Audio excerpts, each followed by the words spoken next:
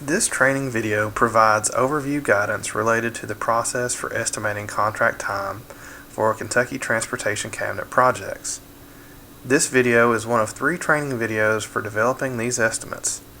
Where this video provides an overview of the process and methods, the remaining 2 videos are specific to a particular dollar value size of the project as estimated by the construction estimate.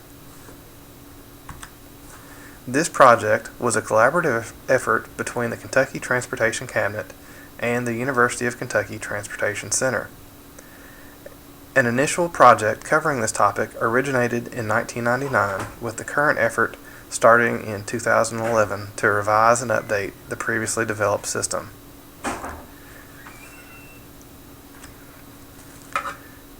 The purpose of supporting these projects stem from the Federal Highway Administration requiring a structured approach to developing contract time estimates for projects. The previous system used a combination of Microsoft Excel and Microsoft Project to attempt to produce critical path method schedules. This approach, while detailed, is difficult to fit the typical variability among projects. Additionally, the system had become dated and waning in use, possibly due to accuracy concerns. In fact, during this study, findings showed a mean variance of 233% between estimated and actual contract times. Even with these issues, it should be noted that this particular system had become the predominant model for estimating contract time across the United States. The newly developed system uses regression-based formulas to estimate contract time. Within the same testing, this system showed a mean variance of 52% as compared to the previous method. The resources for this new system will be available at the Kentucky Transportation Cabinet Division of Highway Design website or intranet site. The available resources include a guidance manual which summarizes the efforts of this research to develop new methods for estimating contract time. This document additionally provides brief examples and blank worksheets for estimating contract time of smaller projects. Also included is the Microsoft Excel spreadsheet that provides a tool for estimating contract time for larger projects. This spreadsheet incorporated the regression-based formulas developed according to project type and creates a user-friendly interface to estimate the contract time of larger projects. Additionally included are the training videos and reference slides for added guidance. These training videos are structured in the following way. This video provides overview guidance of the systems produced and presents some fundamental information related to estimating contract time. Additionally, the 2 remaining videos provide guidance and an example of method usage for the small and large project methods respectively. Estimating contract time or creating a schedule is a very complex task with many factors to consider. Many believe this type of effort is more of an art than a science, and an individual's experience level drastically affects the ease with which an estimate can be produced, as well as the accuracy of that estimate. There are additionally varying levels of detail in relation to scheduling documents. The tools and guidance here are meant to inform a most basic level of estimate. This level is considered appropriate for estimating contract time. When using this guidance, these estimates produced should always be validated by individuals having experience around construction and being knowledgeable of topics including production rates, construction means and methods, maintenance of traffic, weather and seasonal impacts, and the like. Before going further into the 2 methods presented under this project, it is important to consider variables and project needs that may impact a schedule or contract time for a project. Several are listed here, but this is not an all-inclusive list. First, public constraints and inconvenience. Is work going to impact daily commutes, and if so, to what degree? Are there special events which will be drastically impacted by work? Can work be scheduled to minimize those impacts? Is there access that needs maintained or maintained by a certain date for school traffic or other reasons? The answers to these questions may impact the proposed letting for a project or may incur constricting the schedule or the use of milestones. There also needs to be a clear understanding of the goal of the project.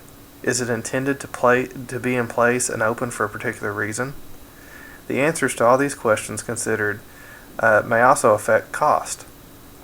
If there can be flexibility given to a schedule, it is likely that project bids will reflect that flexibility. On the other hand, if by necessity the schedule is not flexible, it is likely increased construction costs will result. Milestones are a schedule tool that can be used to have different aspects of the project completed by times varying from the total project completion date. These may be added to the contract time estimates produced from the tools provided here, but these tools are not sophisticated enough to automatically make adjustments from adding these milestones. This will need to be done manually. Another consideration is seasons and weather. Adverse weather in the months from December through March can drastically affect the ability to do work. These items need to be considered. The risk associated with these delays can vary depending on the type of scheduling contract conditions used. Calendar days, as produced from the large scheduling tool, attempts to account for weather from a historical viewpoint. This contract approach charges contract days regardless of weather. To use working days, a conversion is required to manipulate the calendar days to working days by estimating adverse weather. This type of contracting charges a contractor only when weather conditions allow work on controlling operations. This allows the contractor to shed some risk associated with weather, but is problematic for construction staff to monitor and document. Completion date contracts use calendar days and the anticipated letting date to determine a completion date.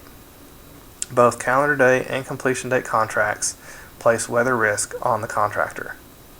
For further information related to project scheduling contract requirements, refer to the current Kentucky Standard Specifications for road and bridge construction.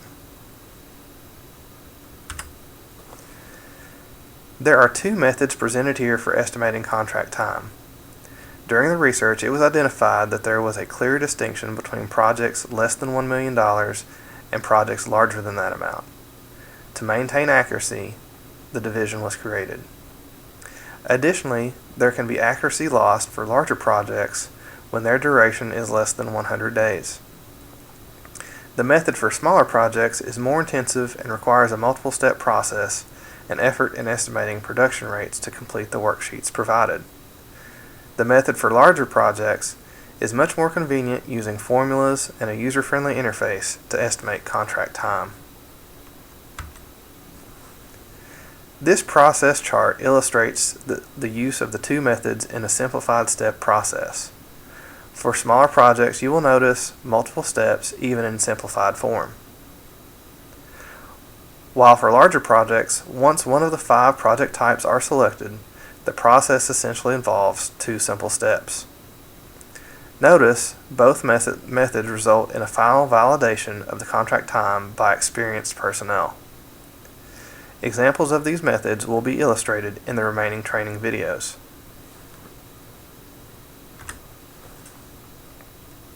Before jumping into the particular method, it would be ideal to review the training video for that method. There will be more specific information needed for the individual methods.